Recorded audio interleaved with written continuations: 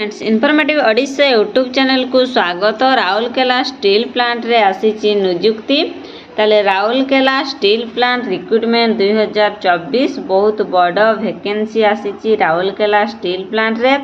ताले last date रही 10/9/2024 रे अछि लास्ट डेट। योग्यता अच्छी 10वीं आउ +2 पढ़ी आपण आवेदन करें। बयस रही 18 ରୁ 35 वर्ष। बथ मेल एंड फीमेल उभय महिला और पुरुष एठारे आवेदन करें। किपरि निज फोन माध्यम आवेदन करें नोटिफिकेशन पीडीएफ कौन देछि आसंतु समस्त इनफॉरमेशन विषय रे जानिबा। ताले समस्त डाटा जानिबा पई वीडियोटी को शेष पर्यंत देखंतु। जदि चैनल रे नुआ आसीचंती चैनल को सब्सक्राइब कर दियंतु और पाखरे थिबा नोटिफिकेशन बेल को क्लिक कर दियंतु जहाँफल मुझे कौनसी न्यू जॉब वैकेंसी विषय वीडियो आनिबी आपणक पाखरे पहुँची पारिबो सर्वप्रथमे। आसंतु आज जानिबा राउरकेला स्टील प्लांट रे आसीथिबा नियुक्ति विषय रे। फोन रे गूगल को जिबे गूगल रे जाइकी सर्च करिवे ओडिशा गवर्नमेंट जॉब।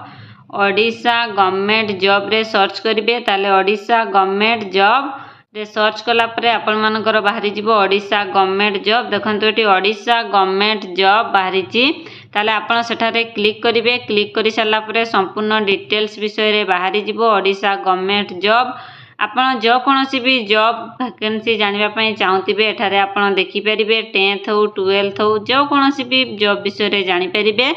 ताले आमे वर्तमान जानिबा राउरकेला स्टील प्लांट रिक्रुटमेंट 2024 रो वैकेंसी बाहरी ची। देखंतु एटा देइचेठी Rourkela steel plant recruitment 2024 notification out apply online for various post रे बाहरी ची। आपण माने सेठारे करि सारला परे संपूर्ण डिटेल्स बाहरी जिवो राउरकेला स्टील प्लांट रिक्रुटमेंट 2024 रो वैकेंसी बाहरी ची। केवल 10th आउ डिप्लोमा करिथिले आपण एठारे आवेदन करि परिबे। ऑर्गेनाइजेशन नेम देखंतु steel authority of India limited Rourkela रे बाहरी ची। टाइप ऑफ जॉब होची परमानेंट कैटेगरी सेल डिपार्टमेंट रे। Name of the post various post application mode online रे आवेदन करि परिबे। Who can apply all Odisha candidate ओडिशार समस्त कैंडिडेट सारे आवेदन करि परिबे। प्लेस ऑफ पोस्टिंग केवल राउरकेला स्टील प्लांट रे आपनको पोस्टिंग दिया जिवो। लास्ट डेट अछि 10/9/2024 रे अछि last date. Gender both male and female उभय महिला और पुरुष ठारे आवेदन करि परिबे। देखंतु क्वालिफिकेशन केते आपण जदि केवल 10th पढिचंती किबा +2 पढिचंती किबा डिप्लोमा किबा डिग्री जे कोनोसी भी पाठ पढितिले आपण एठारे चाकरी करि परिबे। केवल 10th पढितिले मध्ये करि परिबे +2 रे मध्ये करि परिबे डिप्लोमा डिग्री करथिले मध्ये एठारे आवेदन करि परिबे। ताले आसंतु एबे जानिबा एज लिमिट विषय रे। ताले एज लिमिट केते देइची मिनिमम एज 18 वर्ष मैक्सिमम एज 35 वर्ष। 18 वर्ष रु अधिक 35 वर्ष रु कम हेतिले आपण एठारे आवेदन करि परिबे। किछि पिलांकर एज रिलैक्सेशन मध्ये रहिची। ओबीसी पई 3 वर्ष रो एसटी एससी पीडब्ल्यूडी पई 5 वर्ष रो एक्स सर्विसेसमैन पई 5 वर्ष रो पीडब्ल्यूडी प्लस एसटी एससी पई 15 वर्ष रो एज रिलैक्सेशन मध्ये रहिची। ताले सैलरी केते रहिची 15,000 रहिची पर मंथ सैलरी रहिची। सैलरी बहुत भलो रहिची per month 15,000।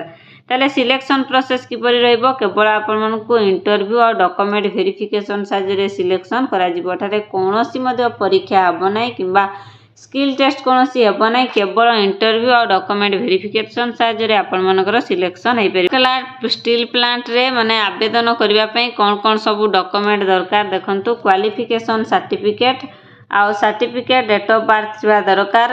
2 recent passport size photo caste certificate जदि एक्सपीरियंस सर्टिफिकेट अछि ताले देबे नथिले नाही एटा कोनोसी मैंडेटरी नाही। ताले माने इंपोर्टेंट डेट केबे रहिची apply date 25/8/2024 apply already start हे जाईची। लास्ट डेट अछि 10/9/2024 रे अछि लास्ट डेट। इंटरव्यू हबो आपनकर मोबाइल नंबर जो सेठी रजिस्ट्रेशन करिथिबे सेही मोबाइल नंबर रे आपण मनकर एसएमएस दिबो जे केबे इंटरव्यू हेबो।